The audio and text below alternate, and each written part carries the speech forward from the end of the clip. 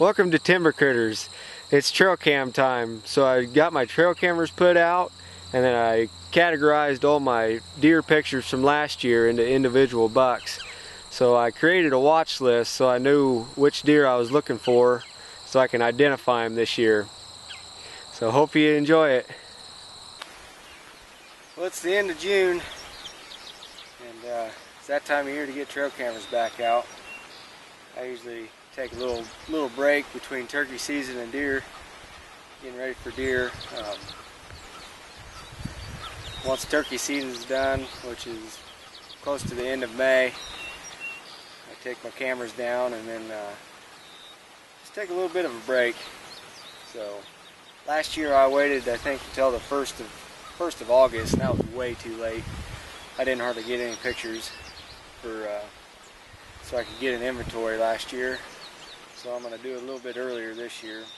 I went through all my pictures that I took last year and then separated all the buck pictures. So I kind of had a watch list. So I can kind of, when I start getting pictures rolling in, I can hopefully put the bucks together from last year to this year. So I like to have my cameras high. I used to put them up higher and then point them more downward, but I started getting so many pictures of just the ground because of the heat rolling up off the ground. So this year I'm going to drop it down to about 5 feet and level it out a little bit, have it not pointing down so much. Hopefully I don't get as many just pictures. I was getting pictures of nothing last year, so switched it up. I mowed in front of it, so I'm not going to have any grass in the way. I've got one branch here that I hope is not a problem, but we'll just have to see. I'll give it a week or so, come back and check it, just to check, see if I like the setup, if the camera's pointed in the right direction. I've got it facing north, so it's not into the sun. And I'm facing, this is our new clover plot. It's right on the edge of it. I've got a food plot just over my shoulder, probably 30 yards away.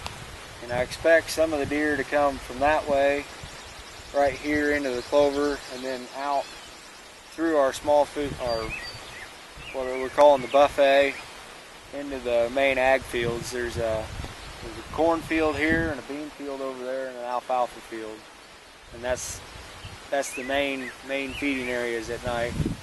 So hopefully this clover field slows them down, gets them here into daylight hours, and hopefully we get some good pictures this year. I'm really looking forward to it. I don't have a lot of mature deer on this chunk of ground. The 2 4-year-olds that I had last year disappeared, and I'm hoping that it's just 4-year-olds being 4-year-olds and that they'll come back this year. So that's another reason why I'm getting my cameras out a little earlier. Hopefully I can get a picture of them. So I'm going to have a camera here on the south end, and then I'm going to put another camera on the north end of this clover field. My other camera location is one that I've used in the last 2 years. The first year I used it, just got a bunch of good pictures off of it, and then not so much last year.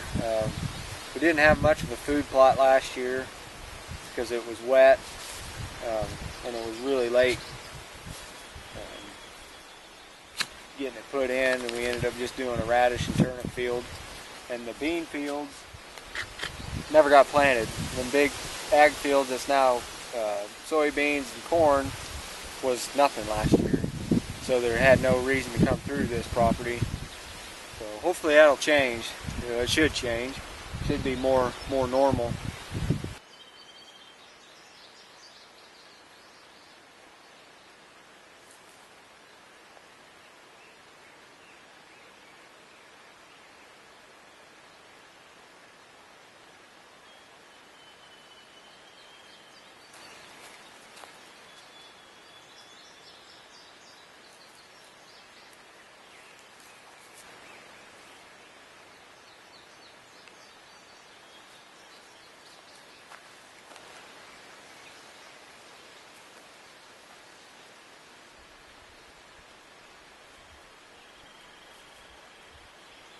Well, this is camera location number 2. I normally have it on a locust tree that's probably 14 inches in diameter. I usually have it facing this way, but I decided to switch it up this year.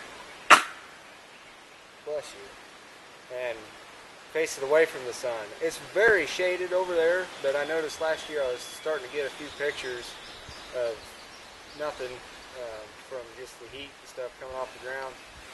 So I swapped it. Hopefully this tree doesn't shake enough to just snap a bunch of pictures. I think I might do a little bit more trimming to make sure that there's nothing in the way. I mowed a pretty good sized area here. And like the other camera, I lowered it down a little bit more and leveled it out so it's not pointing down. But the clover field's 10 yards behind me. It's a 3-acre patch.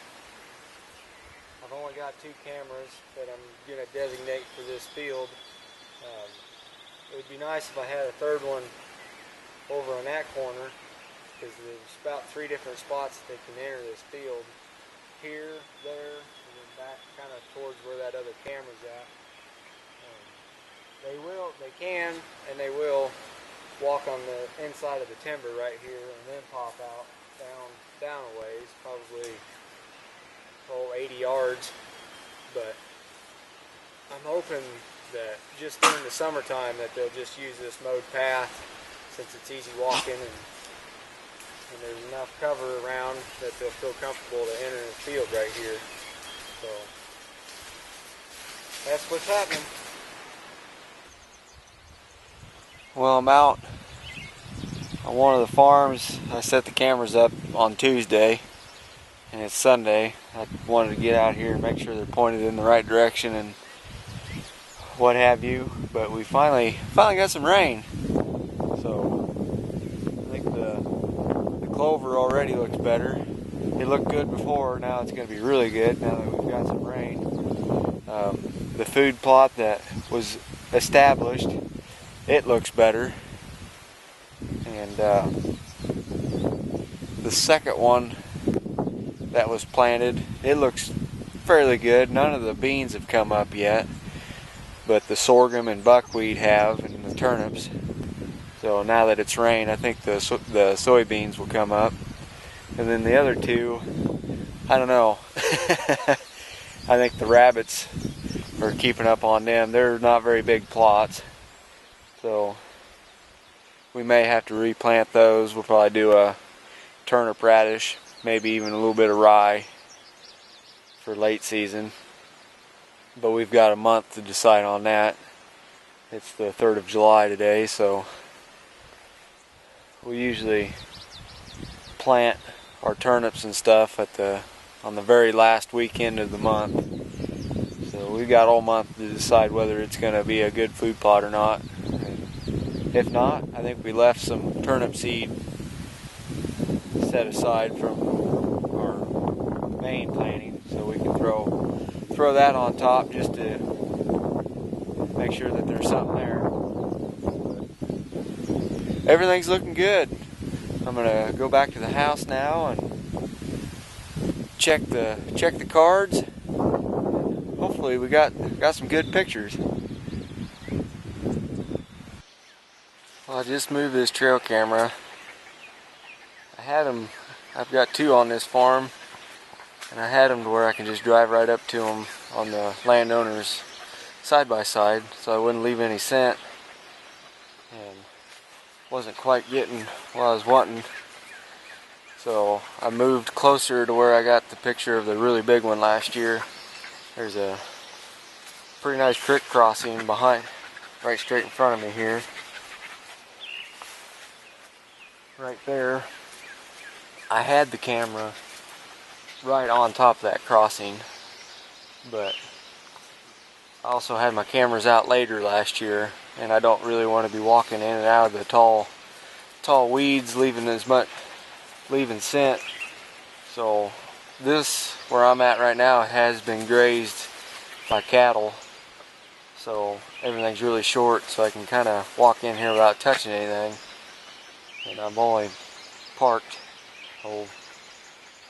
25-30 yards away. So I've got the camera pointed at this little fence crossing here. So they should cross the creek. And there's about 3 different directions they can go, but I'm hoping since this has been grazed that this is the path of least resistance, and they'll jump on into this and I can get a picture of them. So that's the plan. This next segment is my watch list. I've got about 20 individual deer that I got pictures of from last year.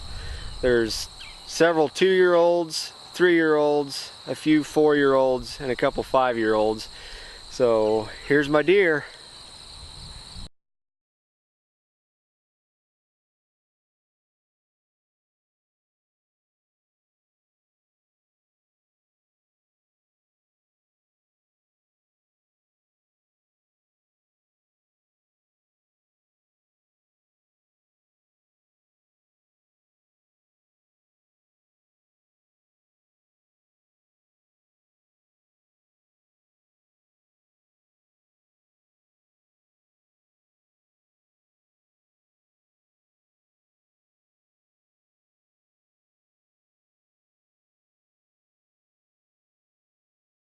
Thanks for watching another episode of Timber Critters. Next month I try to get some velvet footage of some deer, so wish me luck.